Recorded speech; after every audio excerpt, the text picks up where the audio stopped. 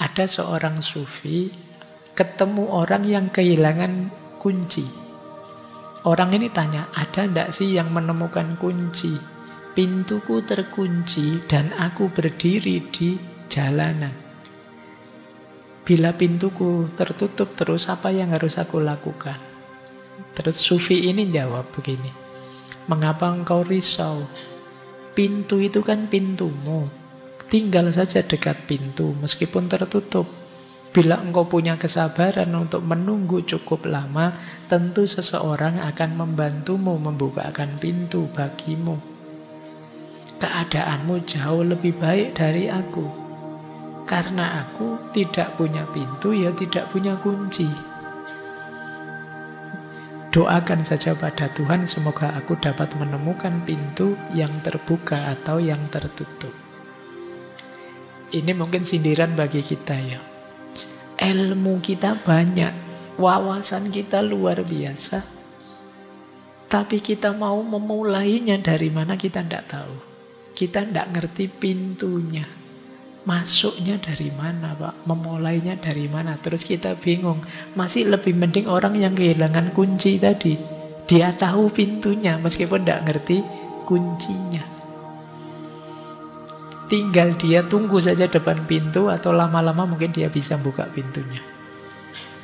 Tapi banyak di antara kita yang pintunya saja tidak tahu. Meskipun punya kunci banyak, buat apa?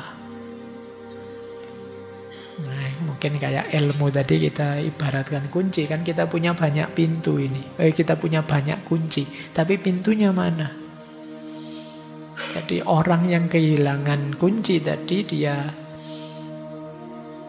masih punya pintu. Sementara sufi tadi mungkin menasehati dirinya, dia mungkin punya banyak kunci tapi tidak punya pintu.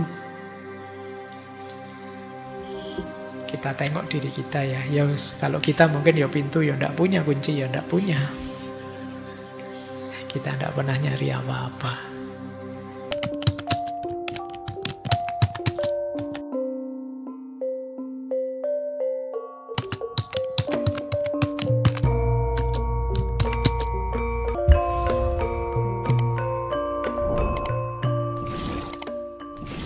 Bismillah, mari kita lanjutkan ngaji kita. Misalnya ini untuk mengkritik orang-orang yang menjauh dari Tuhan. Kenapa sih kok tidak banyak orang yang ingin dekat dengan Tuhan?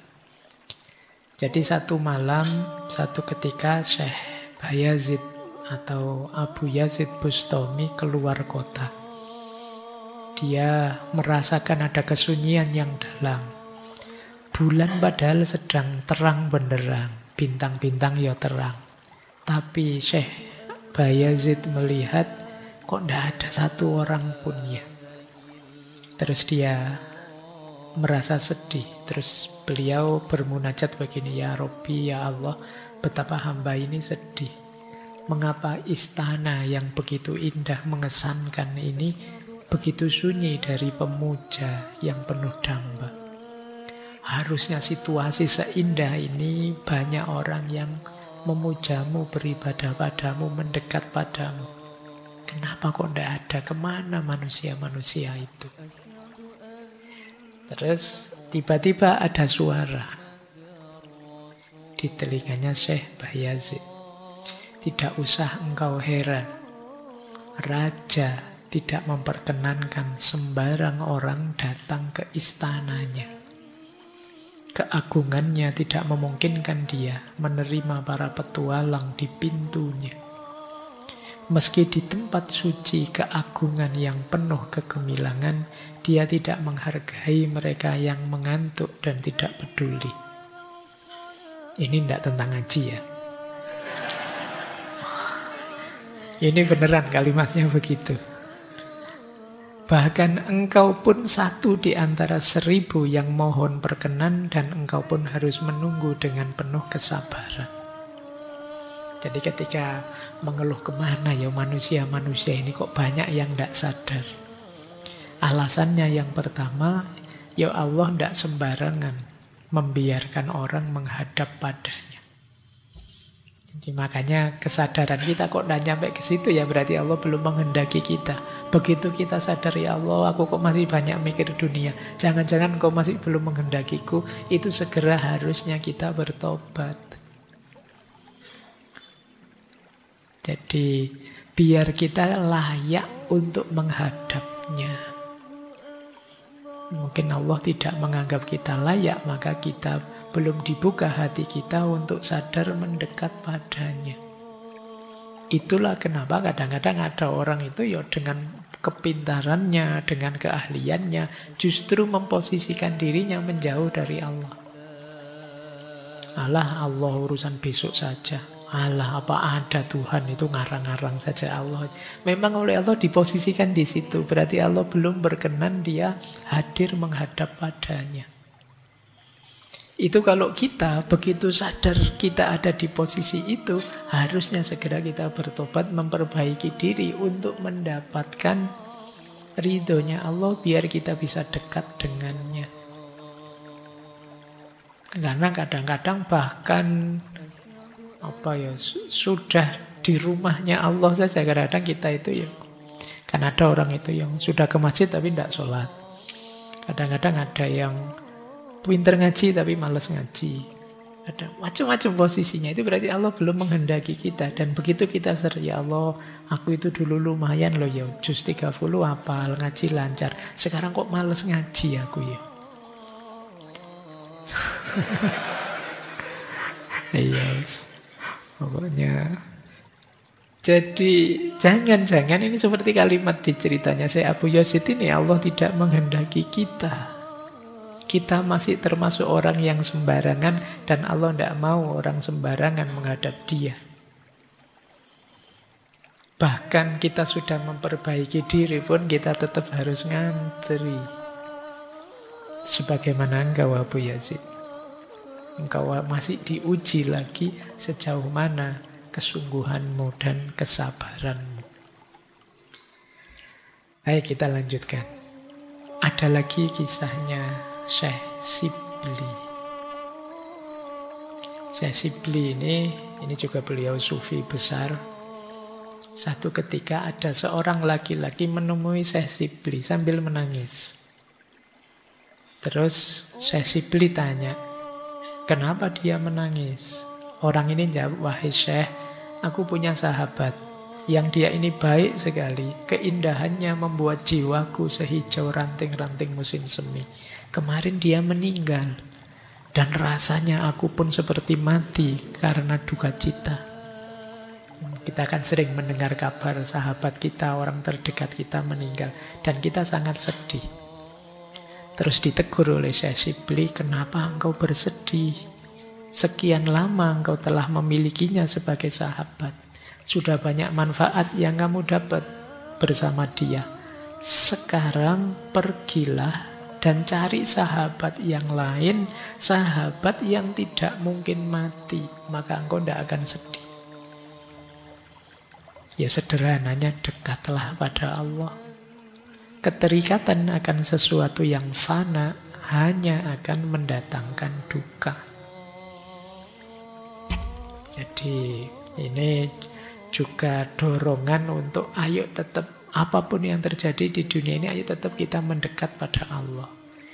Dan banyak cerita yang lain di Mantiqut Tauhir itu untuk menyadarkan burung-burung yang banyak alasan tadi. Tidak mau memulai perjalanan menuju Simurah.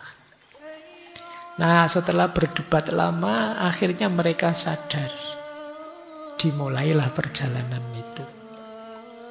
Melewati 7 lembah. Sekarang kita lihat perjalanan mereka dari lembah ke lembah. Ribuan burung berjalan melewati 7 lembah untuk menemukan Simurah. Lembah pertama namanya lembah pencarian. Ketika engkau memasuki lembah pertama, lembah pencarian, 100 kesukaran akan menyergapmu. Engkau akan mengalami 100 cobaan. Di sana merak langit, tidak lebih seekor lalat. Engkau harus melewatkan beberapa tahun di sana. Engkau harus melakukan upaya-upaya besar dan harus mengubah keadaanmu. Engkau harus meninggalkan segala yang tampak berharga dan memandang segala milikmu sebagai tak berarti apa-apa. Saat engkau tak yakin lagi memiliki apa-apa, engkau masih harus melepaskan dirimu dari segala yang ada. Ini perjalanan pencarian, perjalanan awal agak berat karena kita harus meninggalkan kesenangan, kenikmatan, kepemilikan duniawi. Makanya cobaannya besar perjalanan pertama ini. Karena kadang-kadang bahkan kita memulainya saja tidak berani. Kita takut, khawatir nanti tidak dapat pekerjaan, khawatir nanti kehilangan kekayaan, khawatir nanti tidak dapat jodoh, khawatir nanti ini macam-macam pikiran kita. Ada banyak ketakutan. Makanya tadi di pembukaan ini memerlukan keberanian menghadapi apa saja. Jadi fase pencarian ternyata fase yang sangat berat. Seindah sehebat itu merak langit istilah beliau, tetap seperti seekor lalat. Baik, jadi ini lembah pertama, lembah pencarian. Di semua sudut hidup kita, mari kita jadikan arena pencarian. Menemukan diri kita, khususnya kedalaman diri kita. Ada cerita banyak di pencarian. Misalnya saya ambil satu ya. Cerita tentang Majnun. Dulu kita pernah membahas Laila Majnun. Ada seorang yang melihat Majnun main-main tanah, mengayak tanah, jadi mengurai tanah. Kemudian orang ini lagi ngapain sih Majnun ini? Apa sudah gila beneran dia? Terus dia tanya, Majnun, apa yang kau cari? Jawabannya Majnun, aku mencari Laila. Ini aneh ya, Laila itu ya kan sosok perempuan, sudah dewasa di rumahnya. Tapi Majnun membolak-balik tanah, mengayak tanah untuk mencari Laila. Orang itu tanya lagi, lu terus apa kamu berharap menemukan Laila di situ? Jawabannya Majnun, aku mencari dia di mana-mana dengan harapan mendapatkannya entah di mana. Berarti ini sebenarnya kisah tentang mencari Tuhan. Jadi bagaimana kita menemukannya? Di mana saja dalam hidup kita bisa jadi jembatan, bisa jadi sarana untuk kita menemukan Tuhan. Jadi mungkin lewat peristiwa-peristiwa, mungkin lewat momen, mungkin lewat yang kita rasakan, yang kita pikirkan, yang kita lihat, mungkin lewat alam, mungkin lewat orang lain dan lain sebagainya, bisa jadi jalan untuk menemukan Tuhan. Sepanjang kita memang berniat, kita bisa menemukannya. Tapi kalau tidak niat, pikiran kita masih kemana-mana, masih banyak keterikatan-keterikatan tadi, ya sulit. Kita bisa menemukan Tuhan, menemukan Simuroh kalau versi burung-burung tadi. Jadi lembah pertama yang harus dilewati adalah lembah pencarian. Lembah kedua. Lembah kedua ini adalah lembah cinta. Cinta ternyata di lembah kedua. Mungkin kita membayangkan di lembah terakhir, enggak? Cinta di lembah kedua. Di lembah ini cinta dilambangkan dengan api dan pikiran dengan asap. Pikiran tidak bisa tinggal dengan kedunguan cinta. Cinta tidak berurusan dengan akal pikiran insani. Jadi ini paragraf pertama ini Syekh Athar ingin menegaskan orang jatuh cinta itu mungkin yang keluar dari mulutnya, yang dilakukan oleh tingkah laku anggota tubuhnya kadang tidak masuk akal. Tapi memang itulah cinta. Jadi, kalau masih kalkulasi akalnya jalan, ya biasanya masih belum cinta. Kadang-kadang tidak masuk akal. kok mau-maunya kamu bikinin skripsimu diri belum selesai. Tidak masuk akal. Tapi itulah cinta. Jadi kadang-kadang kalau kamu sendiri kuliah mungkin males, tapi begitu disuruh jemput, aku besok pagi kuliah, jemput ya, kamu bisa. Agak tidak masuk akal. Segalanya kamu berikan dan kamu tidak dapat apa-apa. Dan itu tidak masalah. Tidak masuk akal. Tapi itulah cinta. Kalau kamu sebut orang yang mencintai seperti ini, itu kedunguan. Makanya beliau menyebut kedunguan cinta. Ya memang cinta itu sering tidak masuk akal.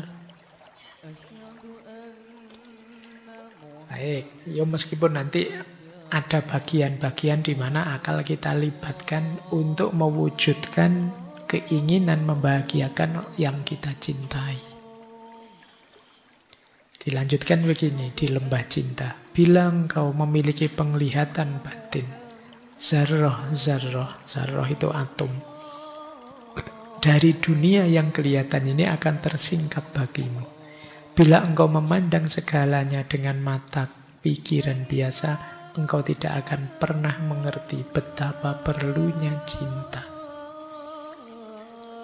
Pandangannya orang yang mencintai pasti berbeda dengan pandangannya orang yang tidak mencintai.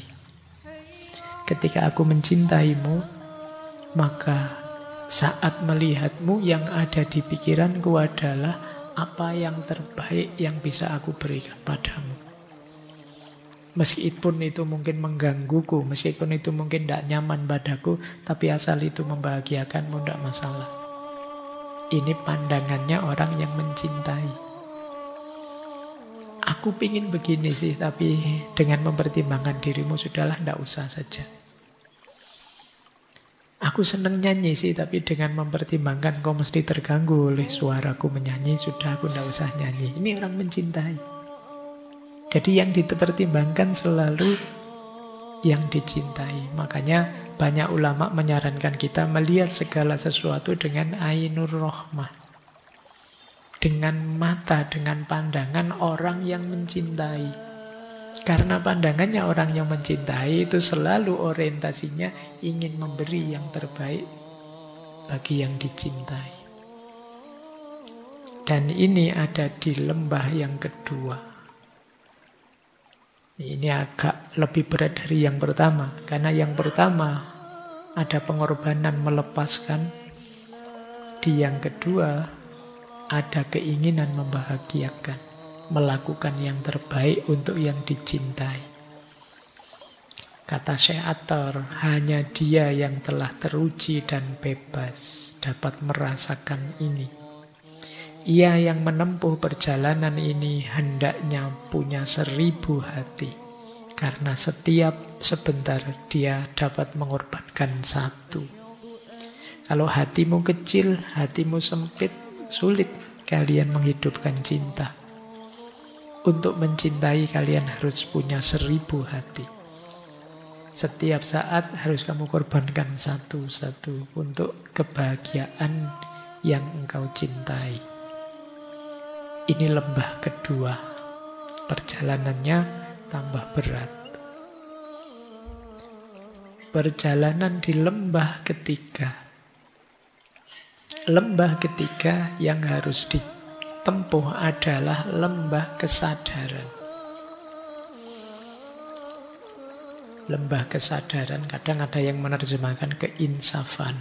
Ini maksudnya dekat dengan, kalau kita pakai istilah ma'rifat. Kesadaran akan hakikat hidup ini yang sejati, hubungannya dengan Tuhan. Kata Syekh Attar, kesadaran dapat dicapai dengan beragam cara. Sebagian menemukannya di mihrab, yang lain pada arca pujaan. Ada banyak jalan orang sampai pada kesadarannya. Seperti saya bilang tadi, momen apa yang membuat kita konversi, titik balik. Kalau Syekh Attar tadi kan kesadarannya tiba-tiba muncul saat ada pengemis yang diusir terus jawab. Nanti mungkin yang lain seperti dulu ada Syekh Ibrahim bin A'zam, malam-malam ada pencuri di atas genteng istananya yang ditegur, terus jawab juga, dan jawabannya menyentuh hati beliau. Nah, jadi ini kesadaran. Ketika orang nyampe level sadar ma'rifat ini, kata Syekh Athar begini, bila rahasia hakikat segala makhluk menyingkapkan dirinya dengan jelas kepadanya, maka perapian dunia pun akan menjadi taman mawar. Ia yang berusaha akan dapat melihat buah badam yang terlindung dalam kulitnya yang keras. Ia tidak akan lagi sibuk memikirkan dirinya sendiri, tetapi akan menengadah memandang wajah sahabatnya. Pada setiap zarrah ia akan dapat melihat keseluruhan. Ia akan merenungkan ribuan rahasia penuh cahaya. Jadi ini orang yang ma'rifat, orang yang sadar, memahami dunia dari sisi hakikatnya, tidak sekedar fakta atau kenyataannya. Kebalikannya orang sadar adalah orang yang tidur, orang yang tidak sadar. Akan halnya engkau yang tidur dan aku tidak dapat memuji engkau karena yang demikian, mengapa engkau tidak bersedih? Ketika engkau sadar, Pak, saya kok tidak bisa begitu ya, Pak. Saya kok belum mencapai yang hakiki itu, Pak. Harusnya kan kita gelisah. Kok malah tenang saja? Mengapa engkau tidak bersedih? Engkau yang tidak melihat keindahan sahabatmu, bangunlah dan berusahalah mencari. Sahabatmu ini maksudnya Allah ya. Kalau kita belum merasakan indahnya Allah, jangan-jangan ada yang masih nganggap Allah itu beban saja untuk hidup kita. Allah itu merintah sholat lah, merintah puasa lah, nambah beban saja. Ini berarti Tuhan masih kita posisikan sebagai beban. Kata Syekh Athar, bangunlah, sadarlah. Berapa lama engkau akan tinggal seperti keadaanmu sekarang? Seperti keledai tanpa tali leher. Jadi kita ini seperti keledai yang tidak ada talinya. Jadi jalan kita acak, tidak jelas maunya apa. Ini berarti kita belum sadar. Nah, ada cerita tentang kesadaran ini. Di buku itu ada kisah tentang pecinta yang tidur. Ini tidak nyindir kalian ya memang. Jadi ada pecinta yang saking capeknya, kan biasa orang jatuh cinta itu bikin puisi, meratap, kerinduan dan lain sebagainya. Terus tidur di atas gundukan makam. Ini adegan ini mungkin mirip seperti bagian terakhir kisahnya Laila Majnun. Yang saat itu Laila sudah meninggal dan Majnun sudah tidak pindah-pindah dari sebelah kuburannya Laila. Nah, cuma mungkin ini diimprove oleh Syekh Athar. Saat dia tidur di atas gundukan makam, tiba-tiba kekasihnya datang. Ini kekasih ini mungkin simbol Allah juga. Mendekatinya dan melihat dia tertidur. Ditulisnya sepucuk surat kecil, lalu disematkannya di jubah pecintanya itu. Jadi kekasihnya datang nulis surat terus ditaruh di jubahnya. Dia masih tidur. Ketika terbangun dan membaca apa yang ditulis kekasihnya itu, dia pun mengeluh sedih. Isinya surat seperti ini. Wahai laki-laki dungu, bangkitlah. Kalau engkau berdagang, berdaganglah dan dapatkan uang. Bila engkau seorang zahid, bangunlah di malam hari, berdoalah pada Tuhan dan jadilah hambanya. Namun bila engkau seorang pecinta, malulah pada dirimu sendiri. Apa gunanya tidur bagi seorang pecinta? Di siang hari, pecinta berlomba dengan angin. Di malam hari, hatinya menyala, membuat wajahnya bersinar secemerlang cahaya rembulan. Tapi jika engkau tidak seperti itu, jangan lagi berlagak mencintai aku. Jadi bangunlah, coba sadari siapa dirimu. Kalau engkau berdagang, ya dagang. Kalau engkau ahli ibadah, ibadah. Kalau engkau seorang pecinta, mencintalah. Jangan tidur. Jadi kalau engkau tidur, ya jangan ngaku pecinta. Jika seseorang bisa tidur di tempat lain dan bukan di kuburnya, boleh kukatakan dia seorang pecinta, tapi pecinta dirinya sendiri. Kok kamu ngaku pecinta, gaweane turu terus. Di WA gak dibales dia. Jangan ngaku pecinta. Yang kamu cintai hanya dirimu sendiri. Ini sindiran ya. Bagi para pecinta tapi pasif. Tidak menunjukkan rasa cintanya. Maka jangan jadi pecinta yang tidur. Lanjut, lembah keempat. Lembah keempat adalah lembah kebebasan dan kelepasan. Lembah keempat, lembah di mana tidak ada nafsu untuk memiliki atau keinginan untuk menemukan. Jadi lembah keempat ini menarik ya, ketika orang terbebas dari dualitas hal-hal duniawi, termasuk dualitas baik dan buruk. Ini kadang-kadang menjelaskannya agak agak sulit. Gimana sih Pak bisa orang bebas dari dualitas baik dan buruk? Gambarannya begini loh, ini beliau pakai kalimat yang cerisahnya nabi-nabi. Agar Adam dapat menerima cahaya samawi, barisan malaikat berpakaian hijau dicekam duka. Jadi untuk menyadarkan Adam akan tugas kekhalifahannya kan ada cerita protesnya para malaikat. Ini agak unik, malaikat ini kan patuh 100%, kok ini protes? Mayyufsidu fiha wa yasfikud dima. Ini tujuannya untuk Adam, biar dia sadar tugas kekhalifahannya dan ingat untuk tidak mengalirkan darah mengacaukan dunia. Jadi ini rasanya kayak negatif, tapi di balik itu ada positifnya. Agar Nuh dapat menjadi tukang kayu Tuhan dan membuat perahu, ribuan makhluk tewas di perairan. Puluhan ribu nyamuk menyerang tentara Abraha agar raja itu tergulingkan. Ribuan bayi mati agar Musa dapat melihat Tuhan. Ribuan orang mengenakan ikat pinggang Nasrani agar Isa dapat memiliki rahasia Tuhan. Ribuan hati dan jiwa terampas agar Muhammad dapat bermi'raj ke satu malam.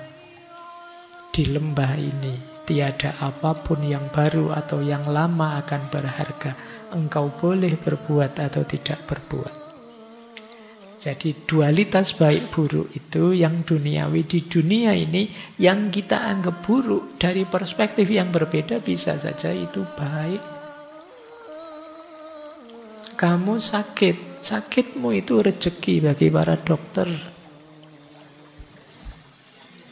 Iya kan? Ya sama. Saya patah hati Pak ditinggal pacar. Rezeki bagi temanmu yang lain yang dari sisi kamu pahit, tapi dari sisi yang lain positif. Bahkan nanti belakangan kamu tahu, alhamdulillah Pak dulu saya putus, sekarang ada hikmahnya. Saya jadi cepat lulus, saya jadi baik dan buruk itu tidak bisa kita lihat secara sangat sempit. Allah yang paham skenario detailnya. Makanya kita diminta taslim saja, pasrah udah apa-apa. Dikasih pahit, dikasih enak. Allah yang tahu rahasianya. Di balik yang pahit ada hikmah yang indah yang kita tidak sadar. Sekarang kita nangis, besok kita bahagia. Mengalami hal yang pahit itu. Waktu dulu kita disapih oleh ibu kita, tidak disusui lagi, betapa kita nangis kehilangan hal yang paling berharga. Tapi sekarang kita sadar, bayangkan kalau kamu tidak disapih sampai mahasiswa.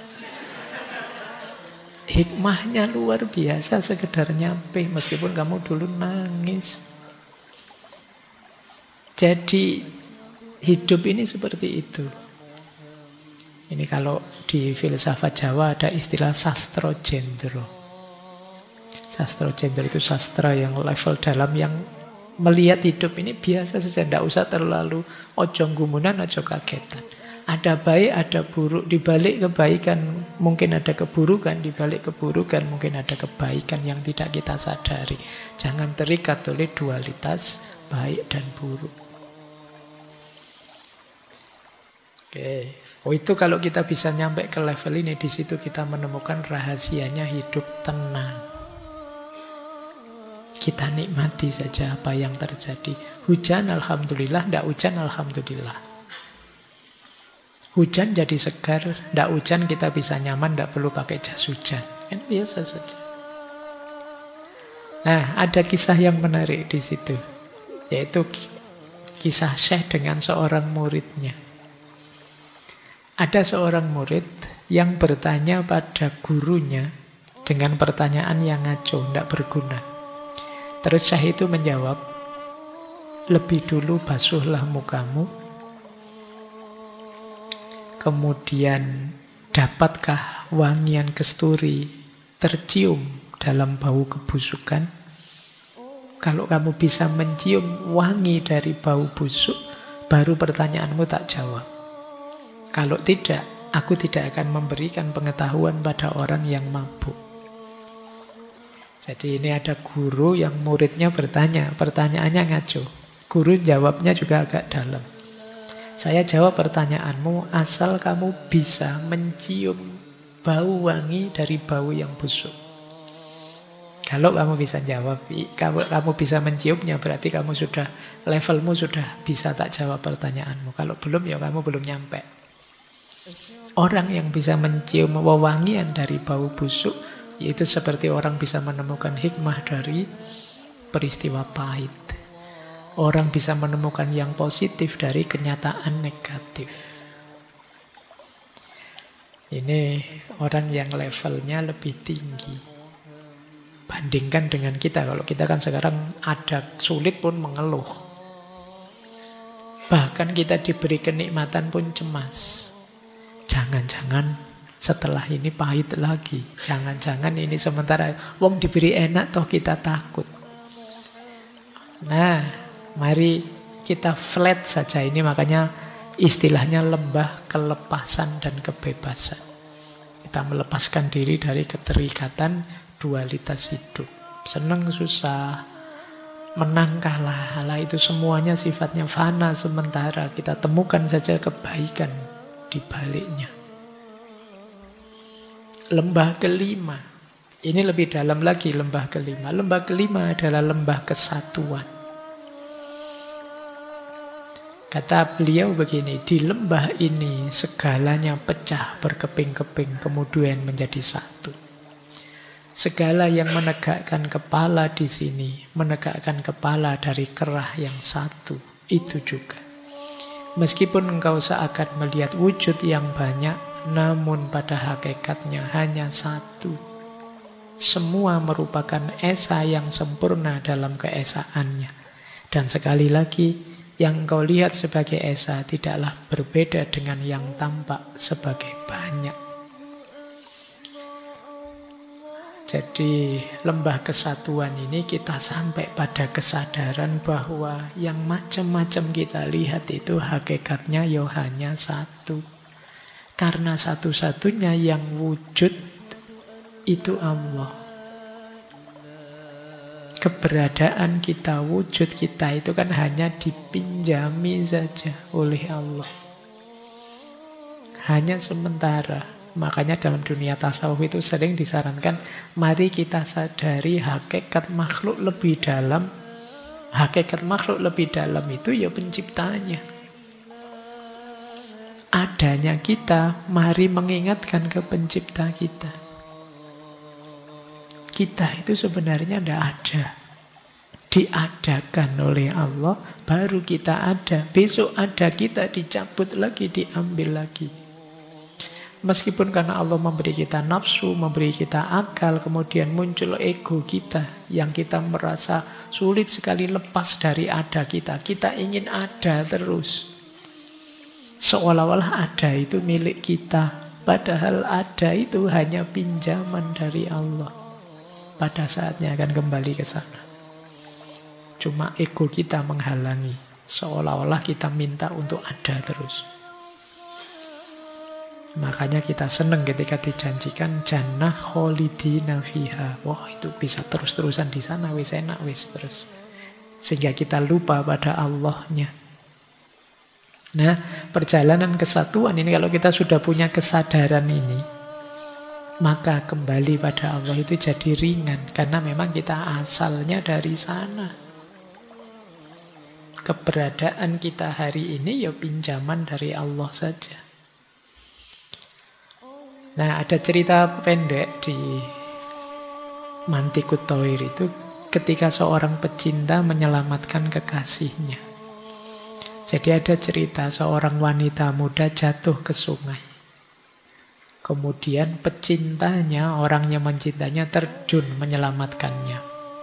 Ketika sudah diselamatkan terus wanita itu bertanya, "Kenapa engkau pertaruhkan hidupmu untukku?" Jawabnya si pecinta, "Bagiku tiada orang lain kecuali engkau. Bila kita bersama, maka sungguh aku ini engkau dan engkau adalah aku. Kita berdua ini satu. Kedua diri kita satu." Itu saja sih. Karena aku mencintaimu, maka di pikiranku, di hatiku, orientasi hidupku, kesibukanku sehari-hari hanya tentang engkau saja. Keinginanmu adalah keinginanku. Disitulah kita menyatu. Maka kalau aku menyelamatkanmu, jangan dikira itu menyelamatkan dirimu, karena itu juga menyelamatkan aku. Kalau engkau bahagia, itu berarti juga aku sedang membuat diriku bahagia. Bila keduaan telah lenyap, kesatuan ditemukan, kata Seator. Baik. Karena itu, kan ada itu kalau teman-teman belajar Pancasila itu, kita hebat karena bersatu, bukan berdua. Kalau berdua masih beda-beda, kita ini harus bersatu karena kita sama. Baik, ini uraiannya panjang nanti. Ada buku filsafat yang bagus tentang gimana sih menyadari bahwa kita ini hakikatnya satu. Baik, kita lanjutkan. Karena waktunya. Lembah ke-6. Ini menarik. Sebelum lembah terakhir, justru di situ ada lembah keheranan atau ketakjuban dan kebingungan. Jadi di lembah ini ada keluhan bagai pedang dan setiap nafas ialah keluhan pedih. Di sana ada duka dan ratapan, ada kerinduan yang menyala. Siang dan malam tampak serempak. Di sana ada api, namun kita merasa tertekan dan tak berpengharapan. Mengapa dalam kebingungan ini kita meneruskan perjalanan? Tapi bagi yang telah mencapai kesatuan atau keesaan, dia akan lupa segalanya dan lupa akan dirinya sendiri. Jadi ini lembah menjelang akhir ketika kita masih ada sedikit ego, sedikit kesadaran tentang aku. Padahal tadi sebelumnya sudah dilebur jadi satu. Cuma ketika dilebur itu kan masih dua yang menyatu. Nah, sekarang di lembah ke-6 mulai ada. Ini sebenarnya aku ini ada apa enggak sih? Yang disebut lembah kebingungan dan ketakjuban. Adakah engkau atau tidak ada? Apakah engkau merasa ada atau merasa tidak ada? Apakah engkau di tengah jalan atau di tepian? Apakah engkau fana atau kekal? Orang yang sudah nyampe fase sebelumnya, dia akan menjawab, aku tidak tahu apa-apa, aku tidak mengerti apa-apa, aku tidak sadar tentang diriku. Aku dalam cinta, tetapi dengan siapa aku tidak tahu. Hatiku sangat penuh, sekaligus sangat hampa oleh cinta. Jadi di sini titik terakhir ketika kesadaran aku larut dalam kesadaran dia. Mulai ini. Haruskah aku tetap ada atau tidak ada? Lama ini makanya lembah keheranan dan kebingungan. Ada cerita yang menarik, ini mungkin bahan refleksi teman-teman ya tentang keheranan dan kebingungan. Ada seorang sufi, ini cerita tentang kebingungan.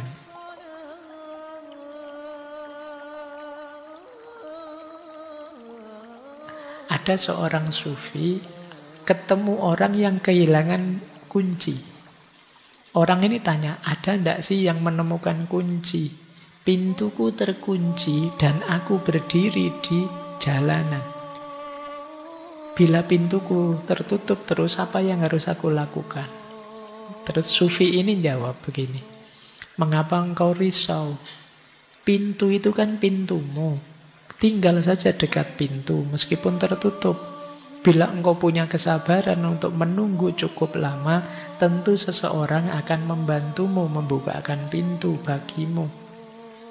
Keadaanmu jauh lebih baik dari aku.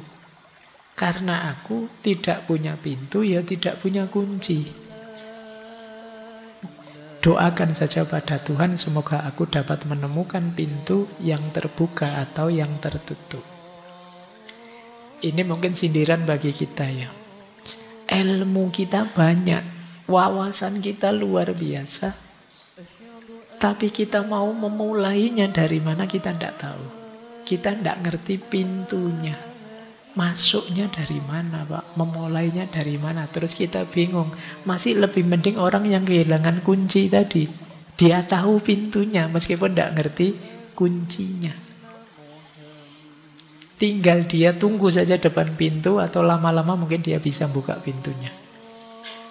Tapi banyak di antara kita yang pintunya saja tidak tahu. Meskipun punya kunci banyak, buat apa?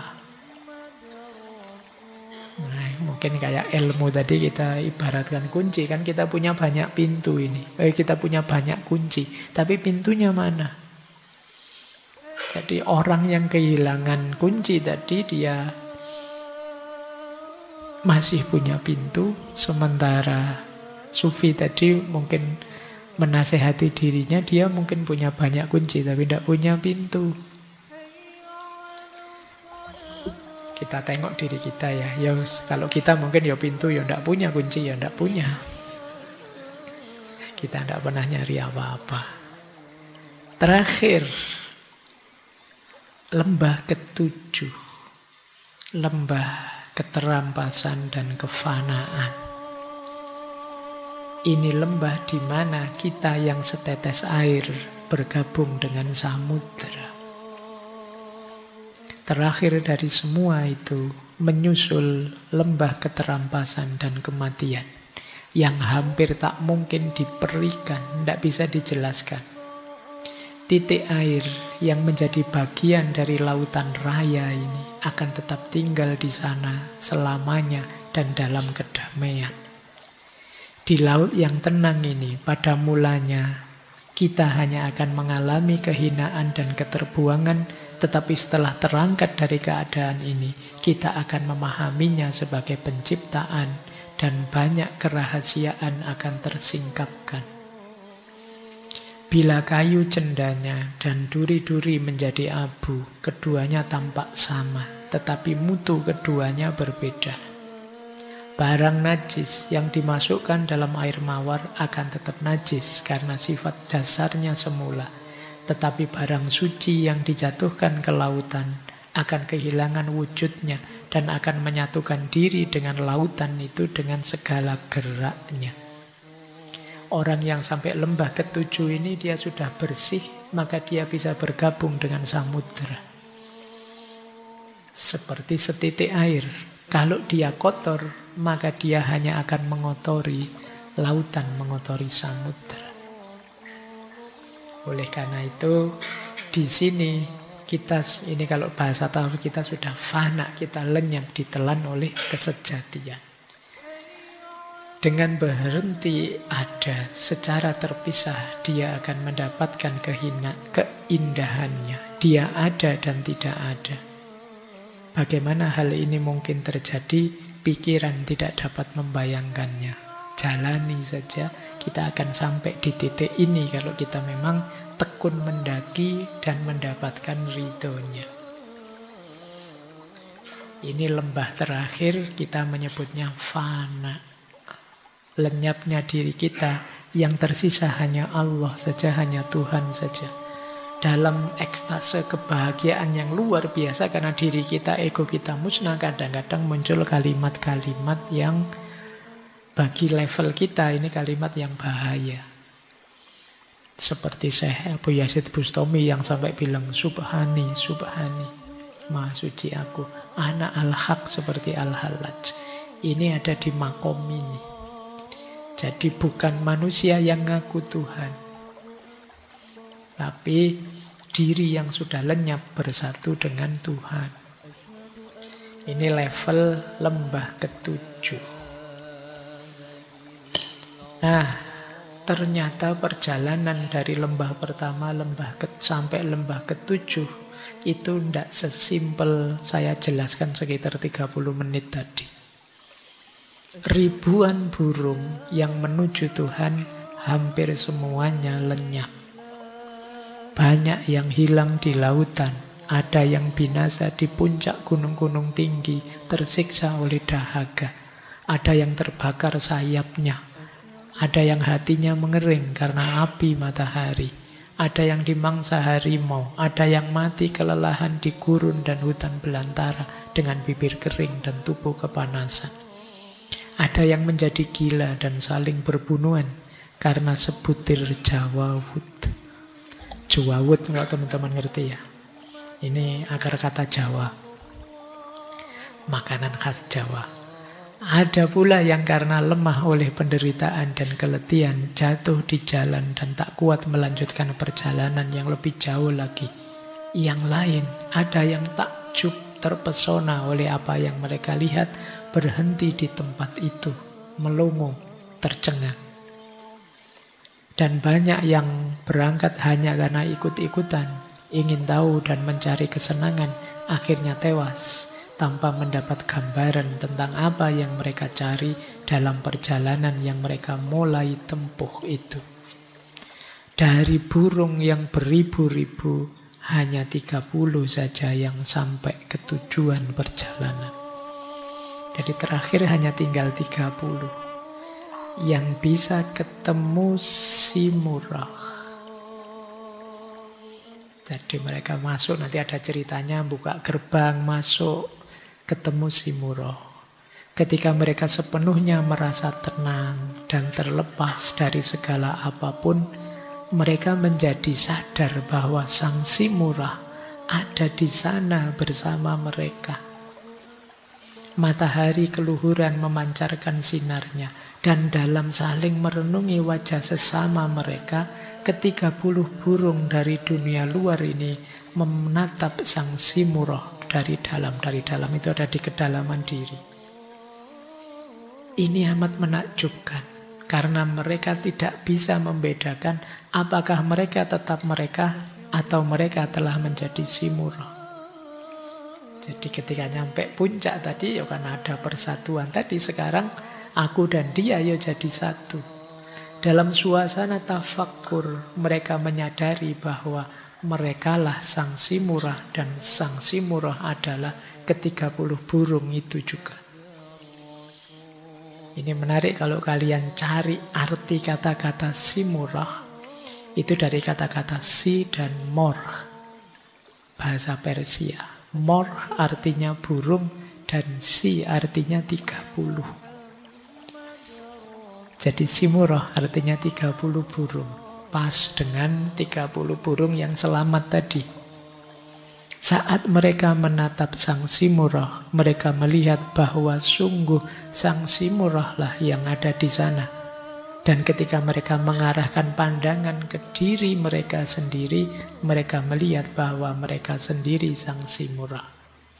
Saat mereka mengamati keduanya serempak, yaitu diri mereka sendiri dan dia, mereka pun menyadari bahwa mereka dan Simurah itu wujud yang satu dan itu juga. Jadi hasil akhir perjalanan para burung, hasil musyawarah tadi, ketemunya bukan menemukan keluar, tapi ketemu di dalam.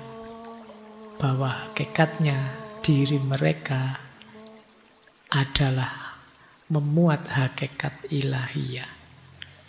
Jadi ketemunya justru ada dalam diri mereka sendiri. Dicari jauh dengan perjalanan berlembah-lembah, pada akhirnya ketemu dalam diri mereka sendiri, si murah itu. Baik, ya ini alegori kalau dalam tasawuf nanti. Karena ini dibentuk novel jadi menarik. Kalau dalam tasawuf ini kan semacam makom demi makom, pengalaman ahwal, dan pada akhirnya berpuncak di mukasyafah, musahadah, wahdatul wujud, itikad, dan lain sebagainya. Jadi pengalaman bersatu dan dekat dengan Allah. Kalimat terakhir pesan beliau begini.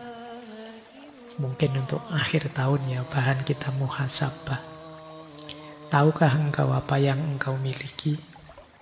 Masuklah ke dalam dirimu sendiri dan renungkan ini. Selama engkau tidak menyadari kenihilanmu, kita ini sebenarnya tidak ada, kita ini sebenarnya nihil. Dan selama engkau tidak meninggalkan kebanggaan dirimu, kesombongan dan cinta dirimu, engkau tidak akan dapat mencapai puncak kebanggaan. Di jalan itu engkau tercampak dalam kemusnahan dan sekaligus terangkat dalam kehormatan. Dan kini ceritaku pun selesai. Tidak ada lagi yang mesti aku katakan. Baik, jadi ini pesan terakhir dari Mantikut Thoir. Ini karya terakhir dari beliau. Nanti setelah ini beliau mengalami peristiwa pahit karena terbunuh oleh pasukan Mongol yang menyerang dinasti Saljuk di Nishapur. Baik ya teman-teman, seperti saya bilang di awal, mungkin agak berat perjalanan sedalam ini di level kita, tapi bukan berarti kita tinggalkan sepenuhnya. Mari pelan-pelan kita menuju ke rute paling hakiki kehadiran kita di muka bumi ini, yaitu kembali kepada Allah. Bulan ini kita belajar dari 4 tokoh besar tentang bagaimana meniti jalan menuju Allah. Semoga sedikit-sedikit membantu kita untuk menumbuhkan kesadaran. Karena kita tidak tahu melalui pintu yang mana, melalui titik peristiwa apa nantinya kita benar-benar sadar dan berani menempuh perjalanan yang berat dan penuh resiko seperti digambarkan oleh Syekh At-Tor tadi. Oke, saya kira itu agak belandang sedikit, mohon maaf. Harusnya jam 10, tapi ini 10 lebih. 10 tidak apa-apa ya. Karena perjalanannya agak jauh menuju Tuhan. Oke, saya akhiri sekian. Insya Allah nanti kita ketemu lagi tahun depan pas tanggal 1. Ya, saya tidak tahu besok ada tema apa. Tapi mungkin nanti awal tahun kita bikin agak berbeda ya. Tidak tahu seperti apa. Saya akhiri sekian dari saya. Kurang lebihnya mohon dimaafkan. Wallahul muwaffiq. Wallahu a'lamu bissawab. Wassalamualaikum warahmatullahi wabarakatuh.